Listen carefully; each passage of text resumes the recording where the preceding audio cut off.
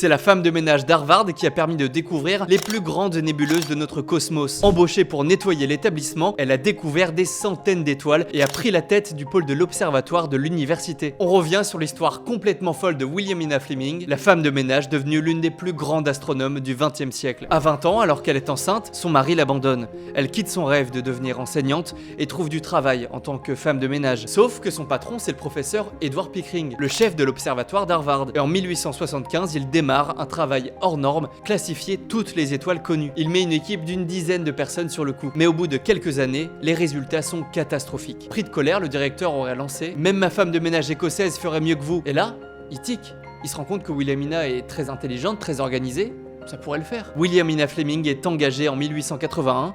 Seule, de son côté, elle apprend le calcul et l'astronomie. Et très vite, elle calcule plus rapidement que tout le monde et invente une méthode qui va révolutionner l'astronomie. Pour chercher et classer des étoiles, elle décide de prendre en compte la quantité d'hydrogène observée dans leur spectre. Une méthode qui est utilisée encore aujourd'hui. Elle avait juste 100 ans d'avance. Williamina devient chef des calculatrices humaines, une équipe d'une douzaine de femmes qu'elle recrute. En 9 ans, elle classe plus de 10 000 étoiles et découvre 300 étoiles variables, 59 nébuleuses et 10 novas.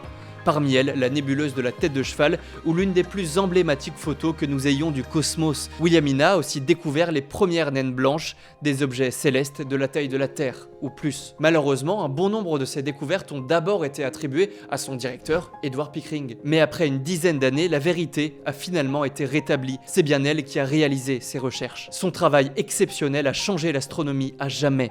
Et pour la récompenser, elle devient la première femme à intégrer la Société royale d'astronomie. Elle publie 2 ouvrages sur ses découvertes, mais en 1911, elle meurt d'une pneumonie. Et pour rendre hommage à cette femme exceptionnelle, la communauté des astronomes a décidé de renommer l'un des plus grands cratères de la Lune, Williamina Fleming.